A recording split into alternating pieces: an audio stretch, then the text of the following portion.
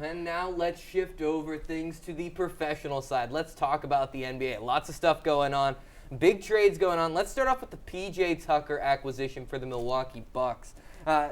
They have been red hot as of late, and now they're getting a great defender and a great three-point shooter from the big man position in P.J. Tucker. Is this team a late bloomer, Mike? Well, after getting blown out by the Nuggets to start the month of March, the Bucks have won 7 straight games. To be fair, they've benefited from a fairly easy schedule. Only 2 of those wins came against teams that were over 500. Those came against the San Antonio Spurs and the Sixers, who were without center Joel Embiid. The trade for P.J. Tucker does bolster a team's defense, and they need it. They're 19th in points allowed per game in the league. Tucker's a proven veteran with prowess on the defensive end. He gives them more versatility in their lineups, and will give them an edge on defense. Well, the Bucks are finally matching the expectations that were set for them in the beginning of the season. They've now won 12 of their last 13, and the acquisition of Tucker gives them some interesting capabilities now. Now they can run a lineup with, Drew Holiday, DiVincenzo, Giannis, Middleton, and now Tucker, and those guys can switch 1 through 5 on any defender, and they can all shoot the 3 to some extent. Tucker gives them a lot more flexibility than they do with Lopez on the floor. Having those 5 guys is going to be a really dangerous lineup that's going to give teams in the playoffs fits for all of May and all of June. And once again, we are talking a little bit of that NBA basketball. Let's talk about some postseason opponents for those Milwaukee Bucks. And right here in New York, the Brooklyn Nets. Now, they have not had their big 3 together for more than 10 games this season. That's James Harden, Kyrie Irving, and Kevin Durant. Does this cause some concern for when the postseason eventually rolls around for these guys? I do think that trio needs to see a little bit more time together on the court to build the sort of chemistry we've seen from similar superstar team-ups in recent years.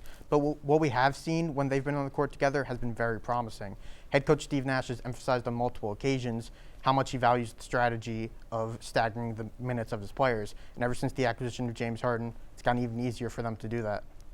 I think it's actually a good thing because I think the stars in their own right can now feel out their teammates when they're kind of leading the charge. So once you get all 3 guys together and, they've played together throughout, Team USA, growing up, AAU, all these different situations, and they're all really good friends. I think they'll be able to handle their personalities together. I think having a younger coach like Steve Nash, who they played against in the league, will help them kind of understand and weave that together. So I really think it's a good thing that they're not all playing together because Harden can, with guys like Claxton, they can kind of mesh together and stuff. I really think it's a great opportunity for all 3 of the stars individually.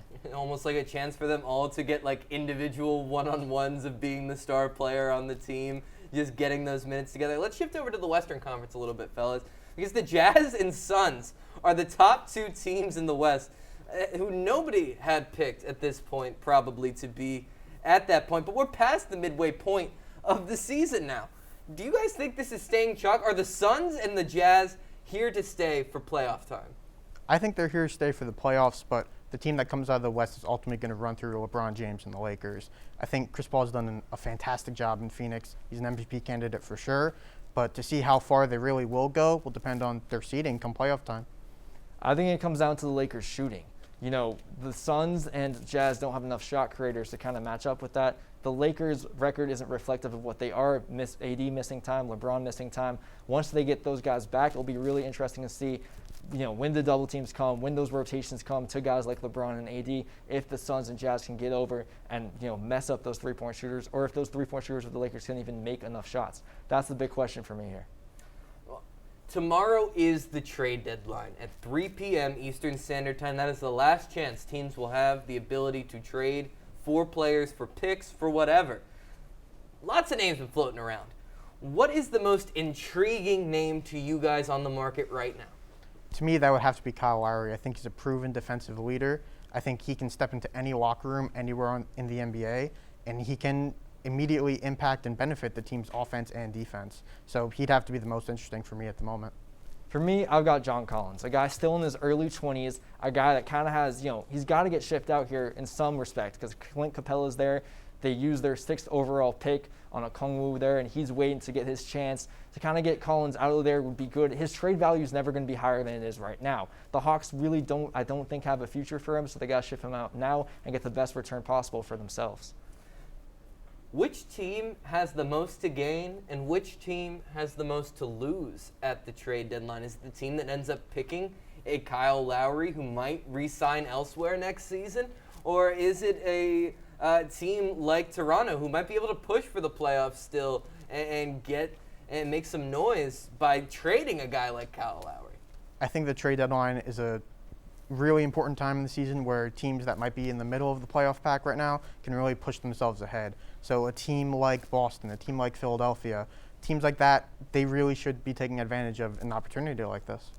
I think for me the answer is clearly the Celtics. I think they need to get rid of Kemba Walker. I think he doesn't fit into what they do offensively, and I think his salary, what his salary commands doesn't justify how he fits in that offense. I think he's being paid to be a number one player, and he can be that number one player somewhere else, but he doesn't fit into Boston's scheme. They need to find a defensive presence, flipping him for someone maybe like Collins would be a really good move for Boston and would kind of shoot them upwards back in the standings, and if they don't, it could spell the end of Brad Stevens in Boston. I mean, that's something that for most Celtics fans seems unthinkable. But, we're going to be, as all of us are, watching that trade deadline very heavily, glued to Twitter, glued to our TV screens, just waiting to see whatever player movement happens. We're going to take another short break. Well, I guess we're not. I guess we could keep a little bit going for right now. I think that there is so much to talk about. I mean, there is the trade deadline, but out of this team right now, no Joel Embiid. No LeBron James, 2 top MVP candidates out. Is James Harden now the front runner for MVP? I wouldn't say he's the front runner. I think it all depends on the timetable for return for LeBron and Joel Embiid. If LeBron doesn't touch the floor again, if Embiid doesn't touch the floor again, it will go to Harden. But that's not realistic. I think the word is most valuable, and I think Embiid really is the most valuable player to his team. We just talked about the impact that all 3 stars have in Brooklyn, so Harden winning that award wouldn't really make much sense to me. And now we're going to take a short break, but stick around because FaceTimes are coming up. More Sports Beat after this.